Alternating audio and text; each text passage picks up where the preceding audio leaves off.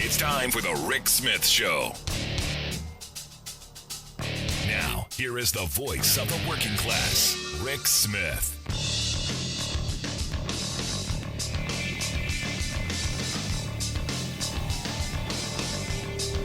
And welcome, brothers, sisters, working class heroes.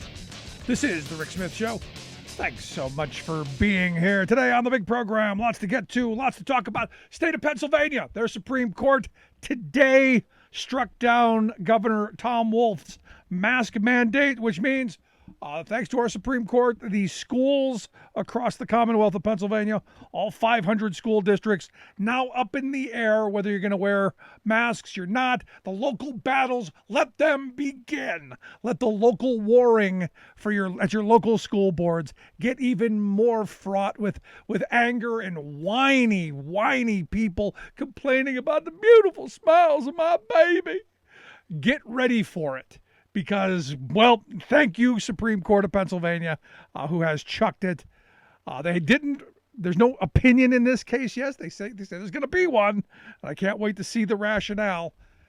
But the victors in this, which Republicans, Senate President pro tempore Jake Corman, he was one of the plaintiffs, a parent and one of the plaintiffs. He said the decision meant the power for parents and local leaders to make health and safety decisions in our schools is restored.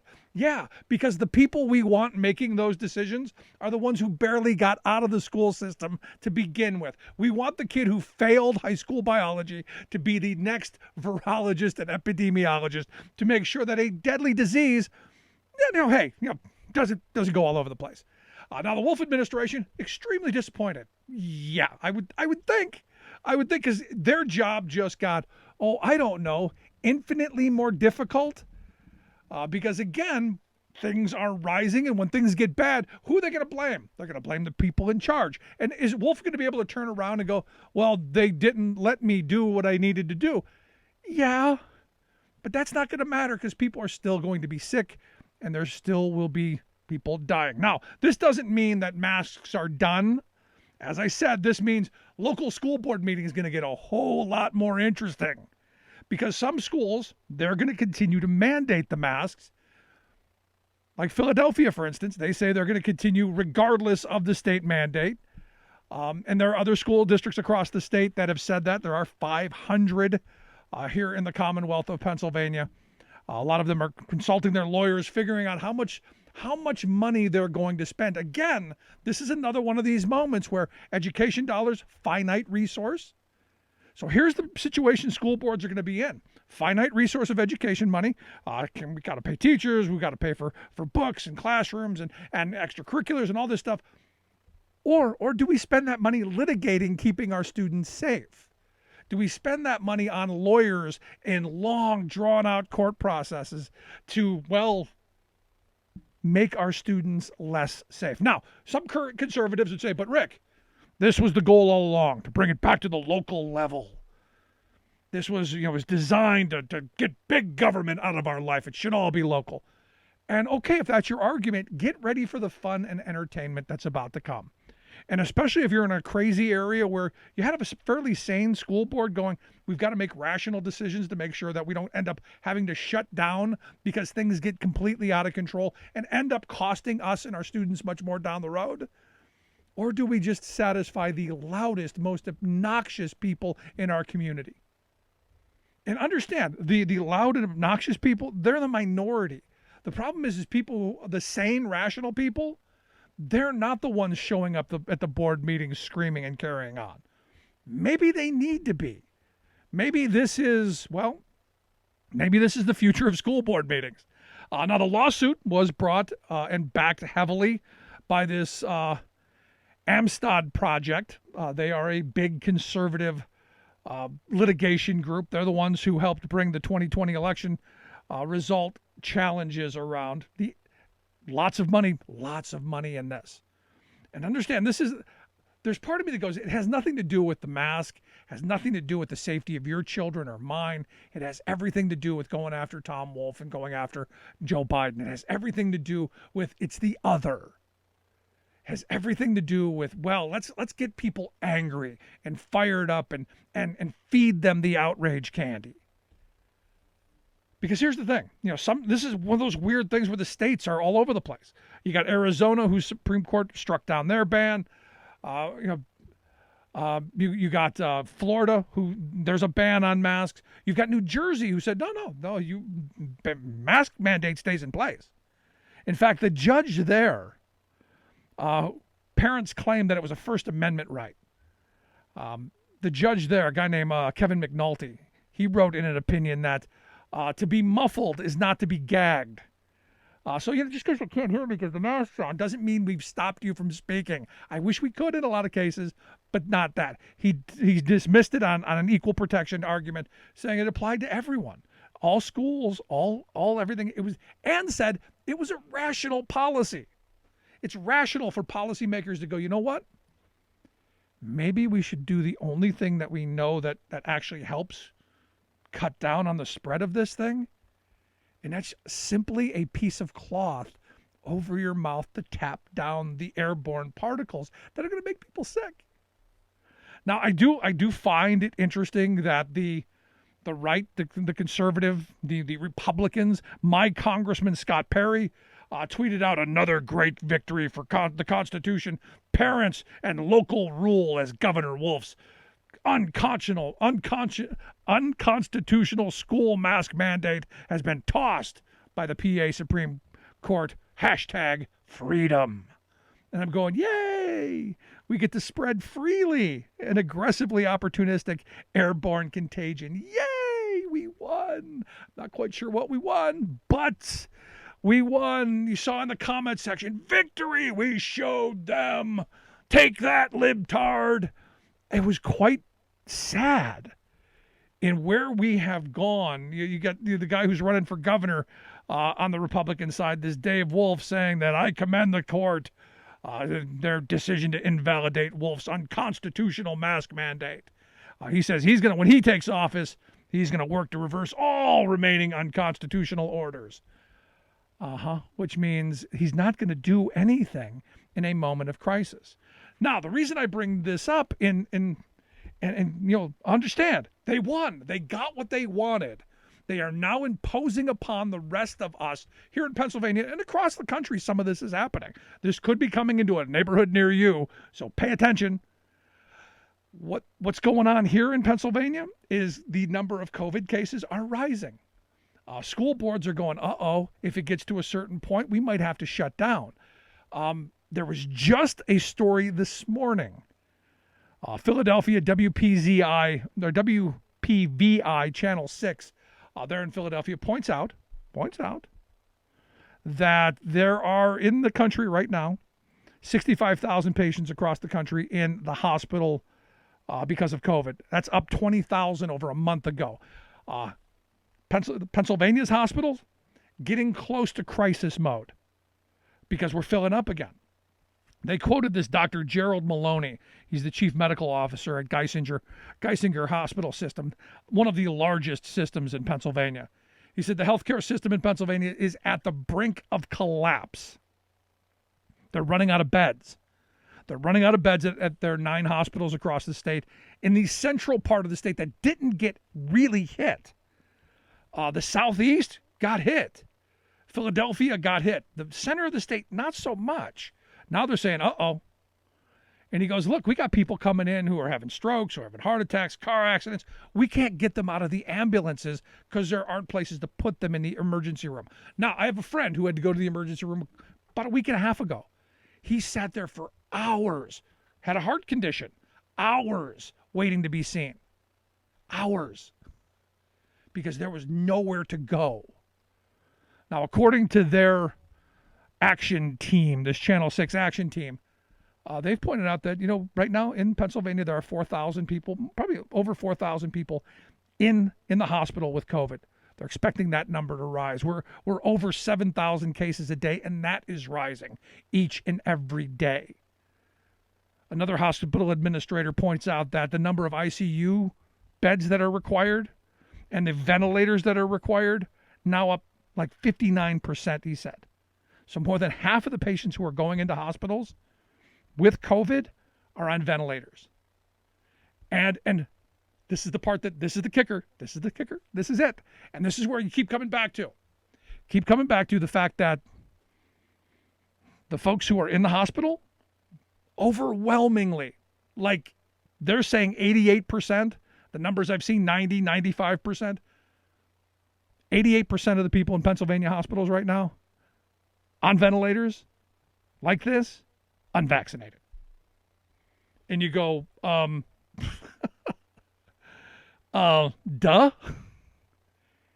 And this was where you start going, I start seeing people go, well, you know, do we just not bring them in? Because what about the person who has a stroke? What about the person who has a heart attack? What about the person who's in the car accident? Should they have to suffer because stupid didn't get vaccinated? Because there was a way to keep them out of that hospital? Now you got this Dr. Maloney saying, look, you know, I fear we're going to have to bring back the refrigerated trucks in the parking lot to hold the dead because things are ticking up.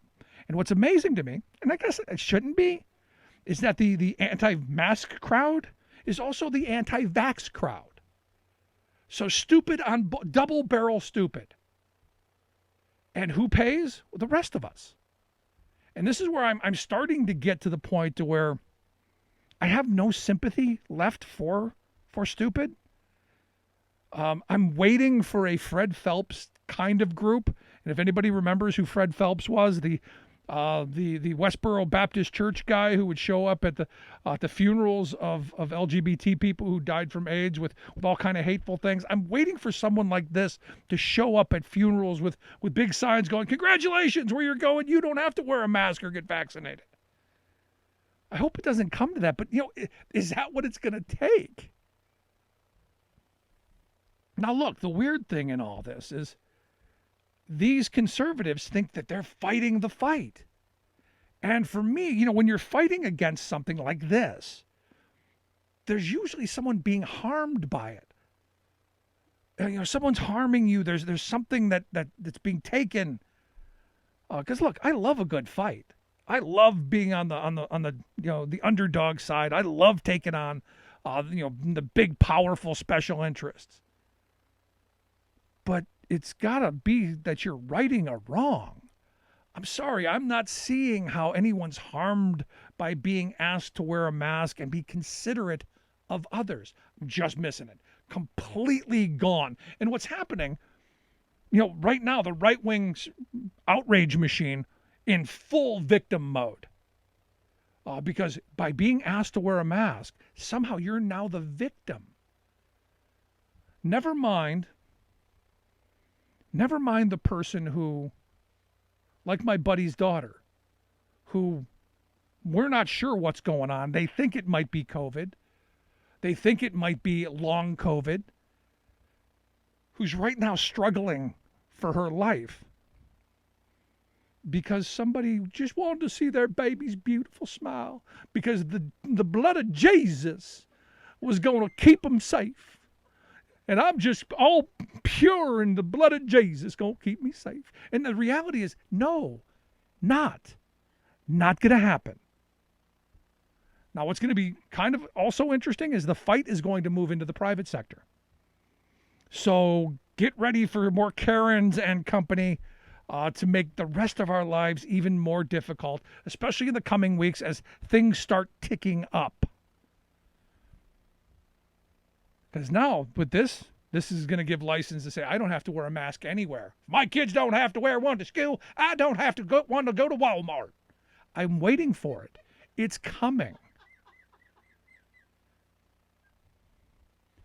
Oddly enough, Chief Justice John Roberts has refused to block a mask mandate for air travel. Thank goodness for at least, he's on the wrong side of most things. At least at this point, he's saying, no, they've rejected an emergency request to block the federal mask mandate for air travel, which, thank goodness. And they didn't ask for, he didn't respond, and there was no emergency relief or any of that stuff. The argument is, and this is what gets me, this guy is saying that, this Florida resident saying that he and his 4-year-old son who need medical treatment in Massachusetts can't fly because neither he, the father, or the son can wear a mask for medical reasons.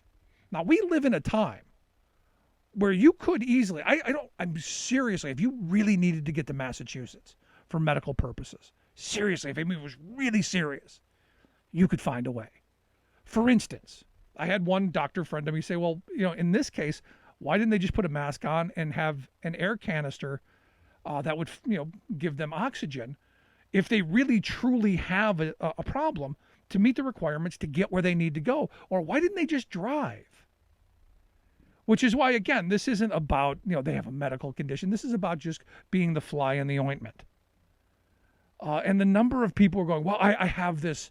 I've been stranded in Florida, so I can't get out of Florida because I have to wear a mask. Well, you can drive.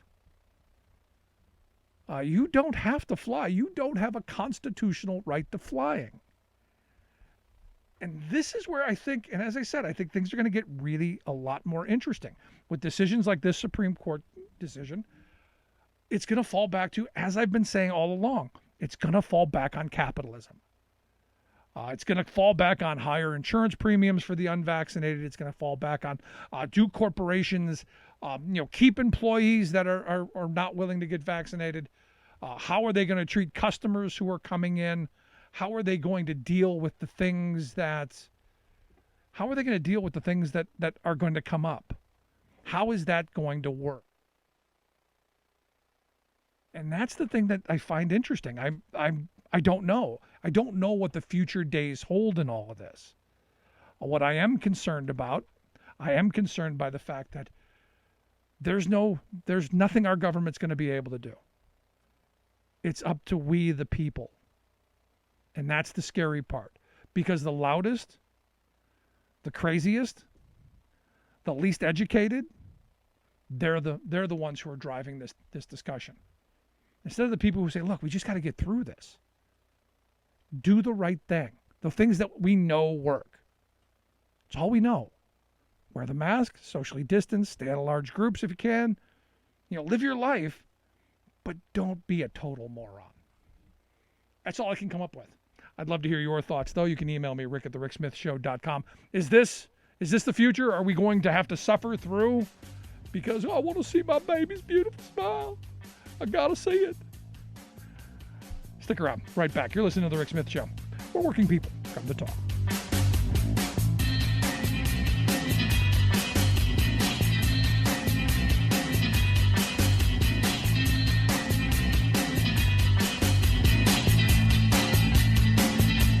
I'm Rick Smith, and this is Labor History in 2.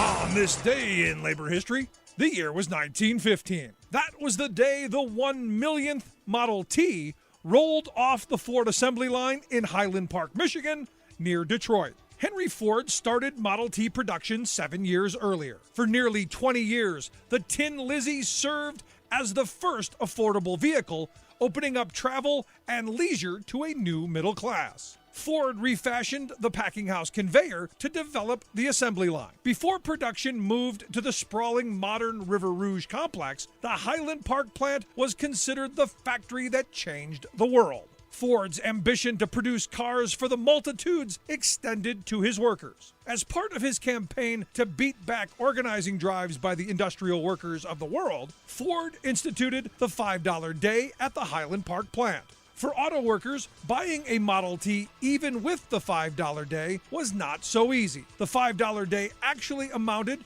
to $2.34 in wages and an additional $2.66 a day in profit sharing if Ford determined the worker was actually living right. Investigators from his sociological department visited workers in their homes. The routine intrusions into the personal lives of workers away from the job included determining spending and cleanliness habits, whether they drank or smoked, whether they were married or single, the state of the workers' marital relations, and family values. Workers who failed these home inspections were given 6 months to shape up or be fired. Ford ruled young single men, women, and blacks completely ineligible from the wage program. For a time, employee turnover plummeted and production increased. But wartime inflation and deteriorating working conditions all but killed the $5 day, which ended in 1921. Welcome back to the Rick Smith Show. Now, here is Rick Smith. So yesterday on the program, we had Secretary of Labor Marty Walsh on the program talking about the things that the administration's doing to help alleviate some of our supply chain problems, especially at the port on the West Coast. And look, there's a lot of stuff that needs to be done.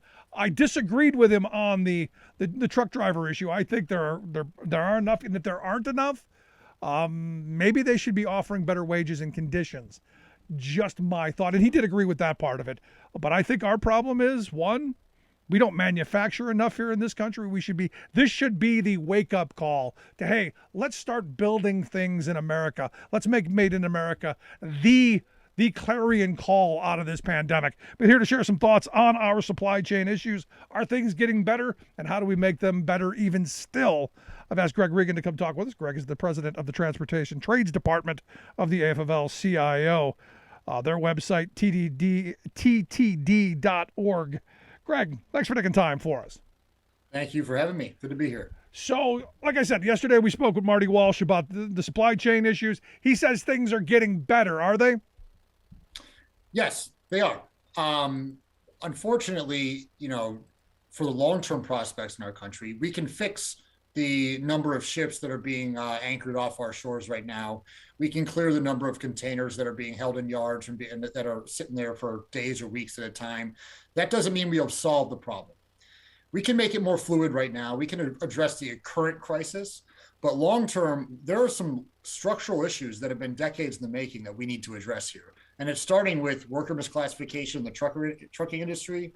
And on the rail side, this has been a planned out business strategy to reduce their overhead as much as possible. And it's created a completely inelastic system that is, as soon as we saw a surge, they collapsed. Yeah. We saw this coming. No, and this was something this isn't new. This was something that was building up to, 2019 already. And look, I've been talking about the port issue for a long time, especially with the misclassification of drivers and all of the nonsense that's going on there. But it's also this idea of business that we have just-in-time inventory. This is the smart people saying, no, we don't need to have supplies built up. We don't need to have reserves. No, we can have a box of bolts shut down an entire factory because, we're waiting for the hour for something to get here. It's right. Kind of backwards and ridiculous, but it's the world that we've created. It is. And, and you speak to a couple of things there. One is we've created this system that is so driven by quarterly profit returns. So it's, the hedge fund manager sort of business management. And our freight infrastructure system cannot be built that way. It needs to be built towards long-term sustainability because our economy really relies on it being, elastic, being flexible, and being resilient. And we, through a lot of the corporate decision-making that's happened, we've reduced all of that. It is not resilient. It is not flexible. And more so because we have pushed so much of our manufacturing overseas. You're hearing about a shortage of chassis. You're hearing about a shortage of rail cars or containers.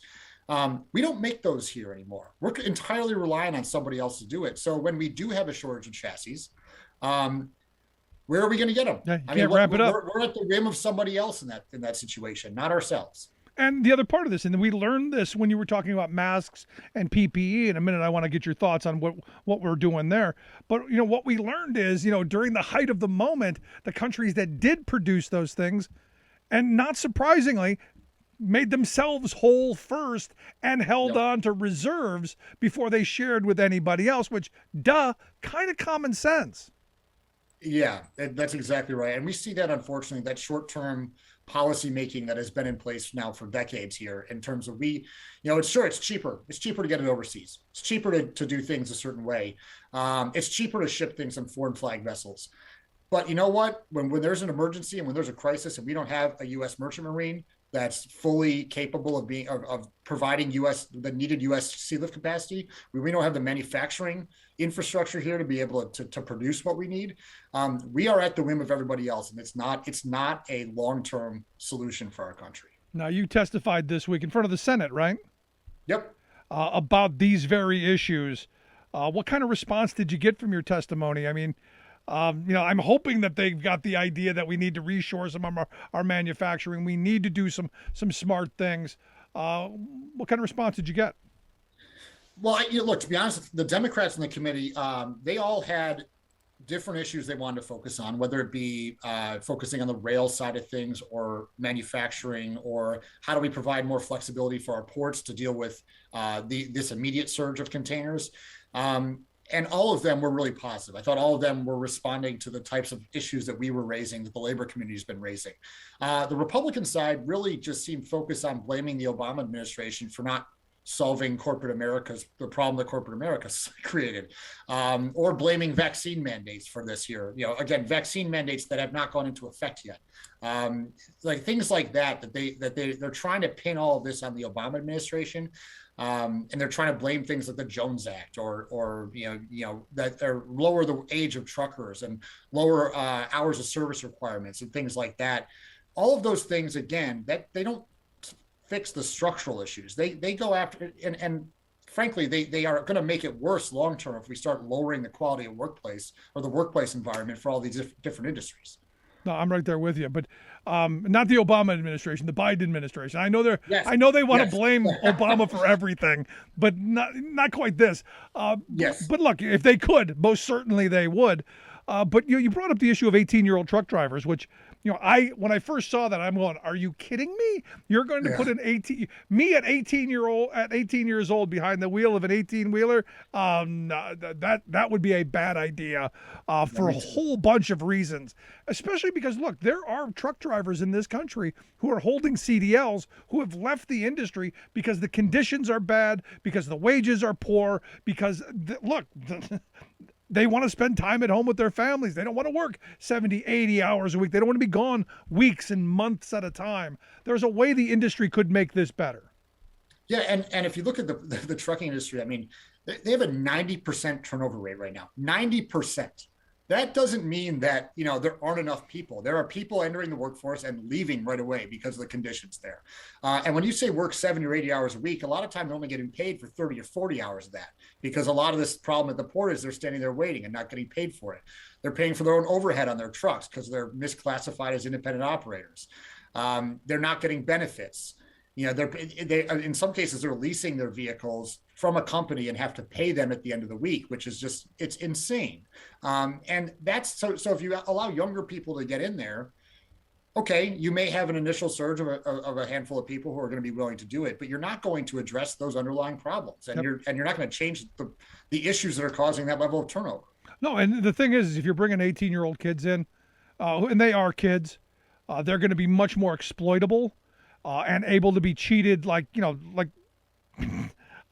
of the stories that I could tell you of some organizing work I've done over the years about people who thought they won the lottery by getting in one of these lease agreements where the company in 7 years is going to give them the truck if they just work for half of the wage of everybody else. And when they realize the truck's going to have over 1 million miles on it and need tens of thousands of dollars worth of reworks, then they go, oh gee, I think I got screwed. Because these companies are not going to do something that's going to benefit you. It's all about benefiting them, shifting risk from themselves onto you. That's it. That's all it's ever been, and that's how this misclassification stuff takes hold. It really does. And in the rail side, I mean, Teamsters have rail members. We have a number of rail unions. These are jobs historically that are there. When you get one of these jobs, you're going to stay there. You're going to retire there. There are benefits involved. They're good paying. There's good retirement benefits, disability benefits. All these things have been created through, frankly, responsible legislating going back years and years. And what we've seen now are tons of people leaving the industry voluntarily. Those that haven't been furloughed by the Class 1 freight railroads, they're leaving the industry voluntarily and surrendering that retirement because of the corner cutting that's being done by the railroads. So they're saying you need to do car inspections in less than 60 seconds when they should be closer to the 4 minutes. All of these safety measures, people are saying, look, it's just not safe. I'm not going to work in an industry like this anymore. Yeah. And that should be frightening for our country, that we're not able to have and retain those types of workers that generally we're gold standard when it comes to middle class jobs. Yeah, but Greg, I gotta get my my GI Joe. I gotta get that cheap stuff from Walmart. It's got to happen quicker, Greg. I need it. Right. I need my fix of cheap stuff, Greg.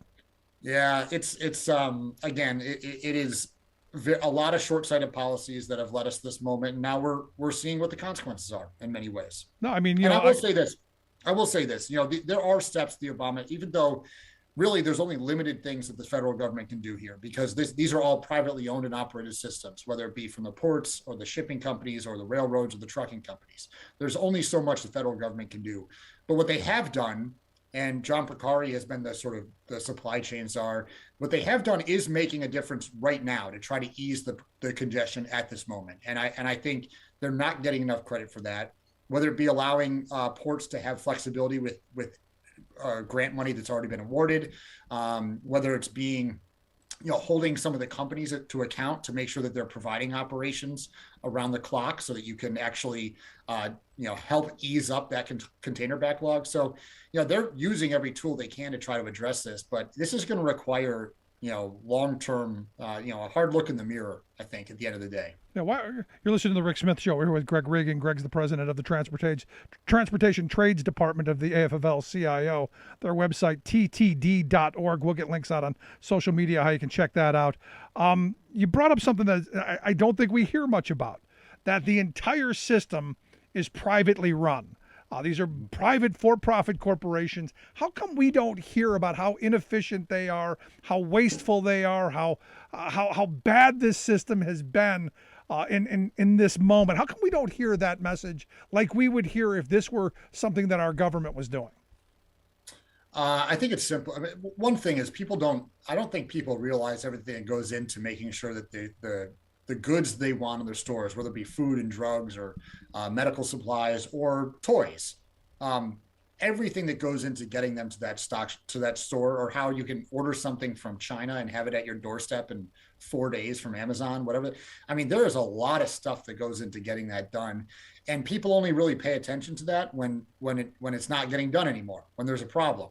And I think that there's a lot of credit given to the corporate genius that created the system that can actually do that in 4 days, without paying attention to sort of the costs that are associated with that. And, frankly, what we've done over the years in terms of reducing the authority of our government agencies, be it the FRA, the FMC, the Surface Transportation Board, limiting their ability to do proper oversight and hold these companies accountable, means that they've been able to do what they want for decades now. And that's partly what the legislative response needs to be here, is to make sure that our oversight boards and commissions and agencies actually have the ability to do oversight. And that's one of the things we're pushing for right now. No, I mean, for years I've been saying this, and part of the reason that I've gotten out of driving is because it's become less safe. Everybody's racing, to get to the next spot. Because everyone's on a time schedule, and there's just so much going on right now. It's frightening me. And I look at the trains, for instance. They've been trying for at least the last 8-9 years to have a train, one of those big giant trains run by one guy. And I'm going, I don't know, is two that expensive? Is too many people to have on a massive train, hundreds of tons, thousands of tons of metal going down the tracks? Too many? Yeah, and at the same time that they're trying to reduce it to one, they're also extending the length of the trains. We've got trains now that are 5 miles long. I mean, 5 miles long, and you want one guy that are going through, every community in our country pretty much, and going through, whether it be vast empty spaces or through dense urban areas.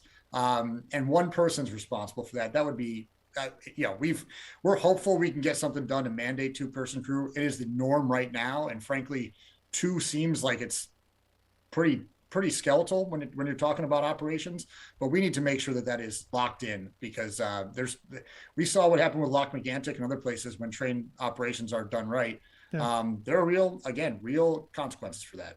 That's crazy. Now, I did want to ask you about, you were asked by Senator Blumenthal about, the nominees being held up by Republicans over at the Department of Transportation and how this is playing into it. And look, Republicans have been doing their foolhardy best to make sure that the Biden administration doesn't get their people into place. And we're going into a year into this administration soon. and he still doesn't have people in key places because of Republican obstruction. How much is this playing into it, or is it purely the pandemic and all of the backlog?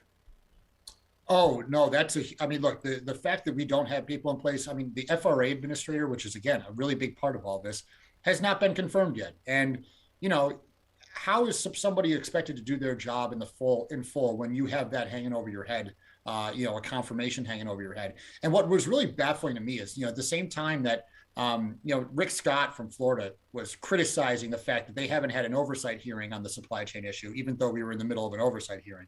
But he was disappointed that Buttigieg and Raimondo, the Secretary of Commerce, weren't there. And he said, well, until they come, I'm going to hold up every DOT nominee because the government isn't doing enough. And it's like, do you not see how contradictory that is? That you're going to hold up all of the people who should be helping to address this because they're not addressing it? In what world does that make logical sense there? In their world. Right. No, I mean, but understand, and this is where I come back to, and the reason I brought up earlier about why is no one bringing up the fact that our privately run system is not working. Someone like Rick Scott, a lot of my Republican friends don't believe government should do anything. So they do everything they can possibly do to make sure that when government does try to do something, that it's handcuffed and unable to. So this isn't surprising to me that Rick Scott, sitting in a hearing about supply chain, is wondering why we're not having a hearing on supply chain. Yeah, and again, you're right. To your point, that the government, that old Republican adage that says that I'm here from the government, I'm here to help, and I'm here to help, or something like that. Whatever that joke is, that they've created a system where the government is unable to be the one that can really help when they are needed. And frankly, my personal view as someone who believes in government is that that's why I've supported Democrats. I believe that government is here to actually improve the lives of the people that it serves. And when given the proper tools and authority, can do that really effectively. No, I want to vote for people who believe that they can make a difference. I don't want. No. I've always wondered why you would vote for someone who goes, look, put me in a position where nothing can work, and I'll make sure that nothing works so that I can prove that I'm right that nothing works. Please vote for me. I've never understood that. It's crazy to me. So 15 seconds. What do we do now? What should we be doing? What should the listeners be doing? What should people be doing? We need to continue to put the focus on the industries that are responsible for this. We can't let this moment pass without real accountability from the trucking and the railroad industry.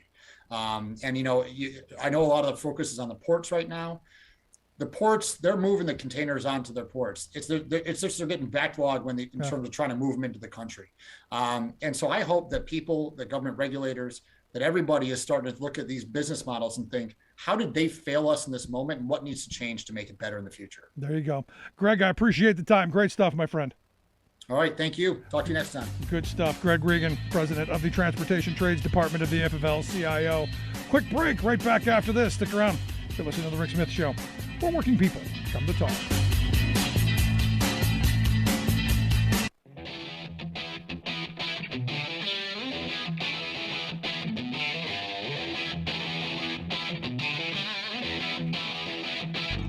Welcome back to the Rick Smith Show. Now, here is Rick Smith. So the January 6th committee has some new subpoenas out. Max Miller, the most interesting one. He's running for Congress in Ohio. Gonzalez, the Republican, who's decided a young guy who was going to be a star, had a conscience, though. That not something the Republicans want in their elected leaders. He's moving on to something else. And this Max Miller, he's running there as well. But he's being subpoenaed because, after all, he was part of all of this stuff. In fact, as the story goes, he was one of the people who helped arrange some of the stuff that went on January 6th. So this Bobby Petty, Ed Martin, Brian Jack, Brian Lewis, and Kimberly Fletcher Story, they have been subpoenaed. And we'll see if they decide to go in and plead the fifth, or if they're going to go the expensive route and fight it.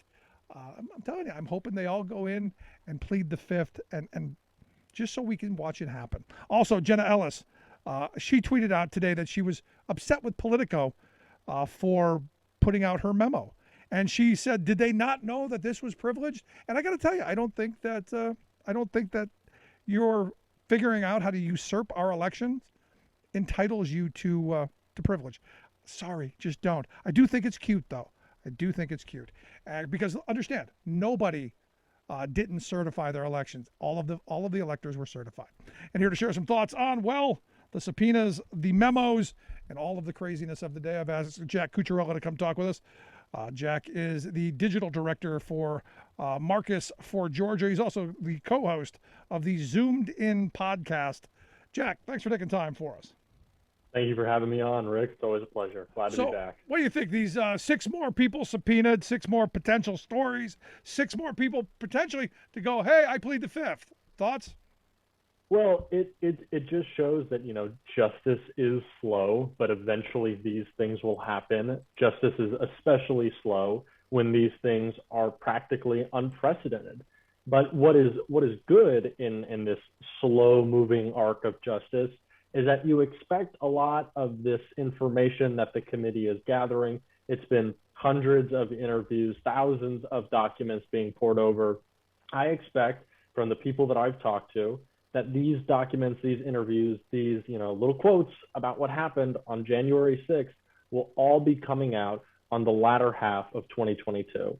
Now, that's a little disappointing in some ways because it's taking so much time, but it's also important to know that January 6th will be in the minds of the American people right before we are deciding how our elections are going to be ran in 2024, because that's what this is. Right. 2024 is like, that's like, this is the big deal. Trump is running again. We can expect that. But in 2022, that's our vaccine, right?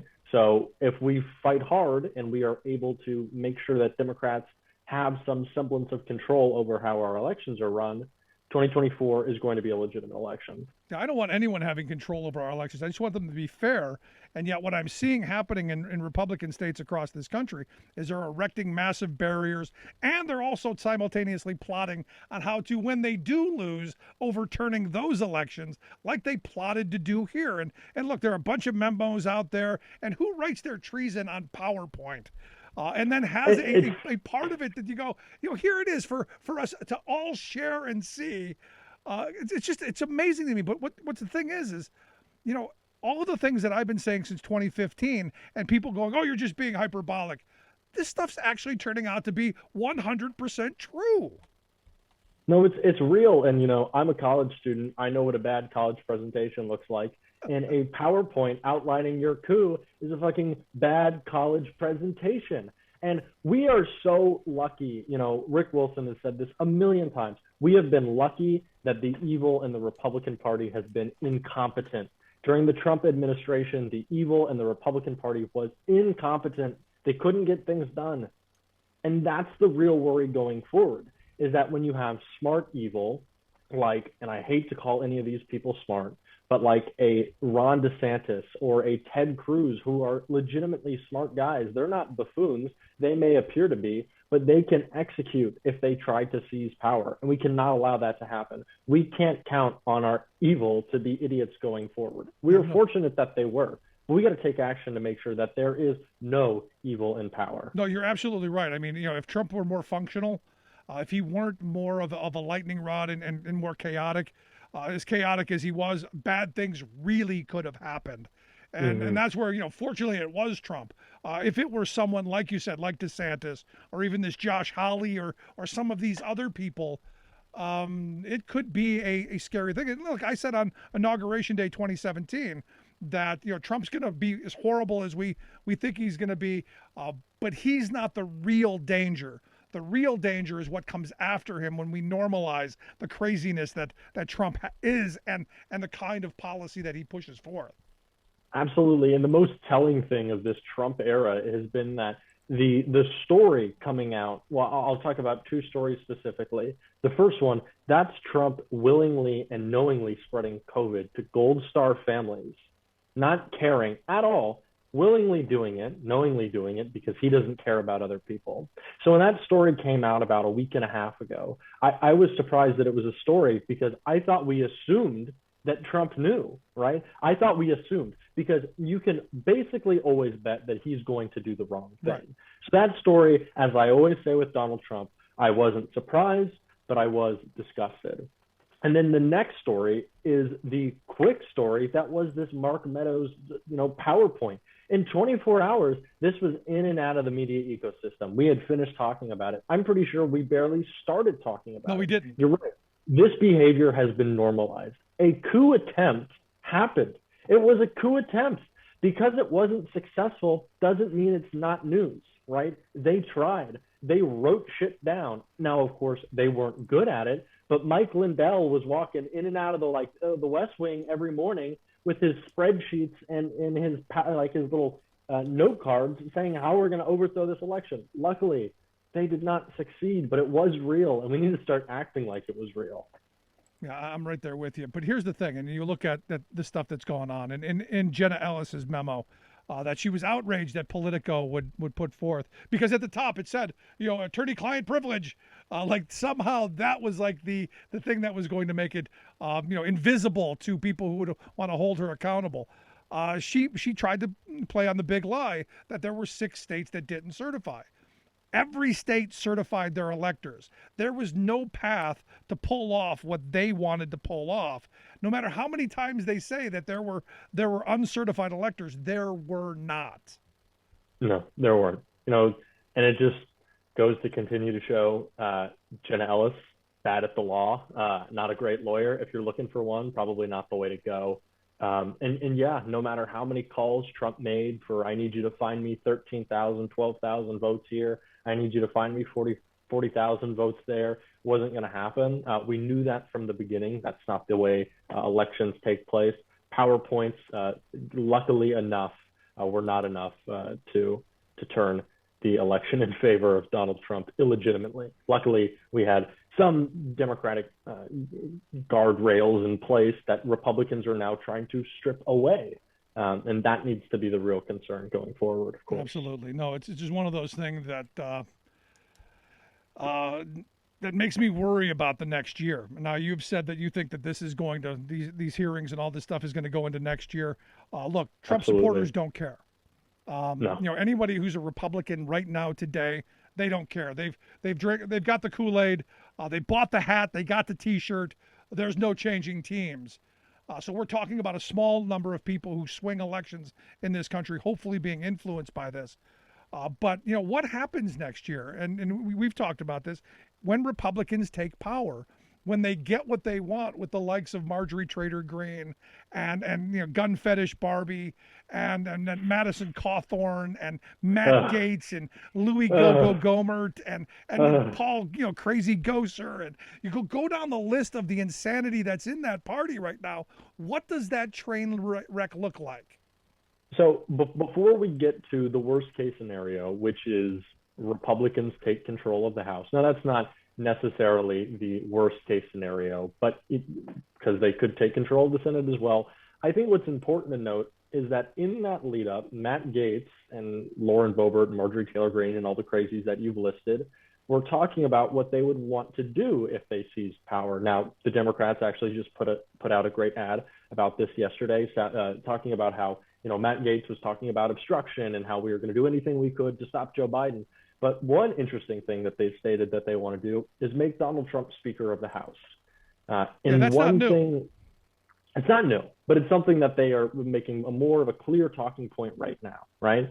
And so I think a message that we can use preventing the possibility of Republicans retaking the House, because it's not a truth, that it's not guaranteed, it's not a lock to happen as much as we've been told that it is, and we need to fight like it is. But I think we need to be able to clearly communicate to independent voters and voters everywhere that Republicans are so radical and so committed to Donald Trump that if they get power, if they take control of the House, they will make him practically their king. Because we know that independent voters usually in a midterm and most elections want the least radical of two options. And so I think that it's easy to frame Republicans in this way, and Democrats always have struggled with messaging. We can do this pretty simply in saying that Republicans are so radical that they're willing to obstruct Joe Biden at every turn, even if that means serving the American people. They're so radical that they won't support capping the price of insulin at $35 an hour, or an hour, sorry, I apologize, $35 a month. They're so radical that they'll do anything they can to try to get Donald Trump back in power, right? And I think that's a message that can be communicated. They're so radical that they're looking to help Donald Trump and they're looking to help their wealthy friends. So that's the first thing. The second thing, in terms of talking about what could play out in the House, is let's say Republicans, they do win control of the House. It's a legitimate possibility. Let's say they do. When it comes to that vote to make Donald Trump speaker, when Matt Gaetz and Marjorie Taylor Greene and Lauren Boebert are saying, let's make him speaker, let's do it, he is our leader, are Republicans going to get on board with that? Is Kevin McCarthy going to be okay with that? Nancy Mace? Are other more of the establishment Republicans, and they're being lost, they're kind of get primaried and kicked out of the House? But are those more establishment Republicans going to be good with that? Will Mitch McConnell not talk to his friends in the House and say, you absolutely can't do this? So then who becomes speaker? Is it McCarthy? Is it Jim Jordan? Is it Marjorie Taylor Greene? Do they have a speaker? So what I think I'm seeing, and what's going to happen, what will play out if they win a majority, is it could potentially be the worst thing to happen for the GOP. Because this infighting that you're seeing in Georgia right now, David Perdue trying to move to the right of Brian Kemp, which is practically impossible, that's what Republicans are jockeying for, is for a position on the rightest wing of the party. And it's not about ideology anymore. It's about an identity that is Donald Trump. If you do not support him fully, if you are 99% Trump, you're out. Right. And so that's what they're fighting But for. don't you think the base is going to play a lot in this, especially the primary voters who are the most radical of the Republican Party, who are going to push those most extreme Republicans into that place, who will then go, yeah, we want Donald Trump as speaker so that we can impeach Joe Biden for no reason and then go after Kamala Harris so we can put Donald Trump in his rightful spot? Because this is what they've said, from the beginning. This was always the plan. So there's no new here. They've been saying this for a while. It's just now, there's a possibility that crazy really could happen. And Marjorie Taylor Greene did say, Matt Gaetz and herself and Boebert, that said we represent what the majority of Republican voters want. And the scary thing is that's true. Yep. But what does that other half of Republican voters feel about Donald Trump? How do they feel about Donald Trump becoming speaker, about Marjorie Taylor Greene becoming speaker and being the figurehead of this party? How do independent voters feel about that? So what I'm saying when I say that, the GOP might be imploding soon, or that there's infighting, it's not that there aren't conservatives in America, that people who have conservative values. It's that the leadership structure of the GOP, one that serves people only who are opportunists and fight each other for power, is a dog-eat-dog structure of I tear you down so I can get up, and I tear you down until one day Ron DeSantis and Ted Cruz say, well, we don't really need Trump anymore because I want to be the head of the party. Trump's not going to win for us anymore. I want to be the head of the party. Well, so we're done with Trump. But Trump has 50% of the base. And so now we're pulling each other apart. And there's no real party because there's no real leadership. They don't rise to the top based on who has the best supported ideology, because they don't have an ideology. They have an identity and who can grab the most power, and that will bring them down. But what do you say to the argument that the sane rational of the Republicans that you had talked about a moment ago, what's left of the establishment of true conservatives, haven't they already left the party? We're seeing a lot more people, moving towards being independent, especially former Republicans. So that what's left now is the radical of the radical. Is that not where we are? And, you can definitely make that case. And I think a lot of people, a lot of conservatives held their nose and voted for Joe Biden, who necessarily didn't want to. In 2016, they voted for Donald Trump thinking, okay, I'm going to get some judges out of this at least. But where the issue comes in is, are they going to do the same for Kevin McCarthy? Are they going to do the same for Marjorie Taylor Greene, for Matt Gaetz? And then are they going to do the same for some lower level conservatives who don't speak out on behalf of Trump as much, but have pledged their allegiance? Then are they going to start to question them? Because once they do, then the dominoes fall. Then there's that power structure where there's so much fighting in this party that it can't sustain itself. both at the leadership level and in the way that they appeal to voters, because they just seem so radical, which they are. No, and that's our job to communicate. No. It is our job to say they are so radical in supporting that they're supporting their wealthy friends, that they're willing to do anything they can, and that's not American. Yeah, I keep asking what is the policy? What is the goal of the conservative or the Republican movement right now? What policy are they going to push? And the answer is none. They have nothing other than burn the house down. And for some people in this country, that's enough. That's what they vote for. They want the chaos. They want, they want the headaches. It's a crazy time we're in. Yeah. And it's a vacuum that's pulling itself in. It's powerful, it's strong, it has been so before, but at some point it's got to collapse. And I see that as a possibility in 2022. And we'll see how that plays out. But Jack, I appreciate the thoughts. Great, keep up the great work. I look forward to having you back again real soon. Thank you so much. I look forward to it too. Great stuff. Jack Cucciarella, he is the digital director for Marcus for George, also co-host of the Zoomed In podcast. You're going to take a look at that. We'll get links out on social media, how you can do that. Quick break. Right back. Stick around. You're listening to The Rick Smith Show. We're working people.